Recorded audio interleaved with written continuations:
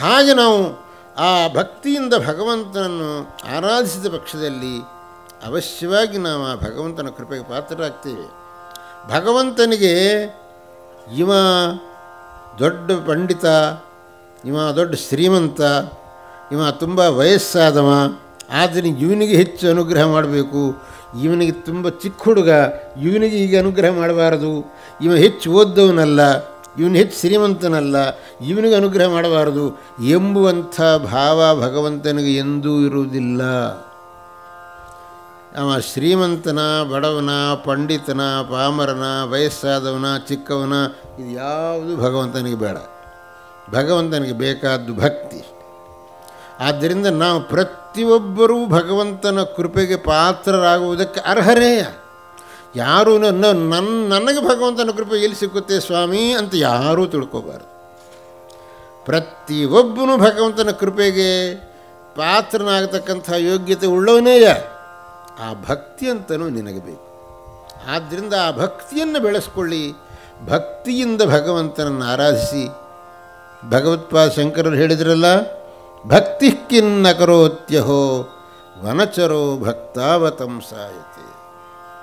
ಕಾಡಿನಲ್ಲಿ ಪ್ರಾಣಿ ಹಿಂಸೆ ಮಾಡಿಕೊಂಡು ಜೀವನ ಮಾಡತಕ್ಕಂಥ ಒಬ್ಬ ಬೇಡ ಆ ಅಪಾರವಾದ ಭಕ್ತಿಯಿಂದ ಆ ಭಗವಂತನ ಭಕ್ತೋತ್ತಮನಾದ ಅಂತಹ ಮಹಿಮೆ ಇರತಕ್ಕಂಥ ಭಗವಂತನನ್ನು ನಾವು ಭಕ್ತಿಯಿಂದ ಆರಾಧಿಸಬೇಕು, ಪೂಜಿಸಬೇಕು. ಭಗವಂತ ಏನು ನೋಡ್ತಾನೆ ಅಂತಂದರೆ ಭಕ್ತನ ಹೃದಯವನ್ನು ನೋಡ್ತಾನೆ. ಅವನ ಹೃದಯದಲ್ಲಿ ಏನು ಭಕ್ತಿ ಇದೆಯಾ ಇಲ್ವ, ಅದೇ ಭಗವಂತ ನೋಡು. ನೀವು ಎಷ್ಟು ಪೂಜಾ ದ್ರವ್ಯಗಳು ತಂದಿರಿ ಅಂತನ್ನೋದು ಭಗವಂತನಿಗೆ ಪ್ರಶ್ನೆ ಆಗೋದಿಲ್ಲ. ಎಷ್ಟು ಹೊತ್ತು ಪೂಜೆ ಮಾಡಿದ್ದೀರಿ ಅಂತನ್ನೋದು ಭಗವಂತನಿಗೆ ಪ್ರಶ್ನೆ ಅಲ್ಲ. ನೀವು ಕೇವಲ ಒಂದು ಬಿಲ್ಪತ್ರೆ ಅಂತ ಸಮರ್ಪಣೆ ಮಾಡಿ 5 ನಿಮಿಷ ಪೂಜೆ ಮಾಡಿ, ಆದರೆ ಮನಸ್ಸಿನಲ್ಲಿ ಭಕ್ತಿ ಅಂತನ್ನೋದಿತ್ತ ಇಲ್ವಾ? ಆ ಸಮಯದಲ್ಲಿ ಬೇರೆ ಕಡೆ ಎಲ್ಲಾದರೂ ನಿಮ್ಮ ಮನಸ್ಸು ಹೋಗ್ತಾ ಇತ್ತಾ ಅದನ್ನೇ ಭಗವಂತ ಗಮನಿಸ್ತಾನೆ. ಒಂದು ಆಶ್ಚರ್ಯ ಏನು ಅಂತಂದರೆ, ಅನೇಕರಿಗೆ ಆ ಪೂಜೆ ಹೊತ್ತಿನಲ್ಲೇ ಮನಸ್ಸು ಎಲ್ಲೆಲ್ಲೋ ಓಡ್ತಿರುತ್ತೆ. ಜಪ ಮಾಡೋ ಹೊತ್ತಿಗೆ, ಪೂಜೆ ಮಾಡೋ ಹೊತ್ತಿಗೆ ಮನಸ್ಸು ಎಲ್ಲೋ ಓಡ್ತಿರುತ್ತೆ, ಅಲ್ಲಿರುವುದಿಲ್ಲ. ಇದೇನು ಯಾಂತ್ರಿಕವಾಗಿ ಆ ಪೂಜೆ ಜಪ ಎಲ್ಲನೂ ಯಾಂತ್ರಿಕ ಅಂದರೆ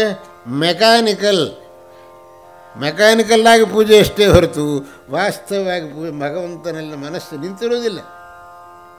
ಹಾಗೆ ನೀವು ಗಂಟೆಗಟ್ಟಲೆ ಜಪ ಮಾಡಿದರೂ ಪೂಜೆ ಮಾಡಿದರೂ ಪ್ರಯೋಜನವಿಲ್ಲ.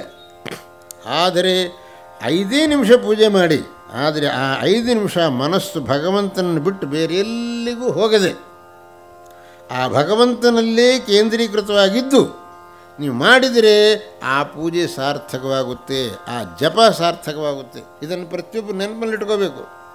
ಆ ಪೂಜೆ ಹೊತ್ತಿಗೆ ಮಾತ್ರ ಬೇರೆ ಯಾವ ವಿಷಯವನ್ನು ನೀವು ಯೋಚನೆ ಮಾಡಬಾರ್ದು, ಯಾವ ವಿಷಯವನ್ನು ಮನಸ್ಸಿಗೆ ತಂದುಕೋಬಾರ್ದು.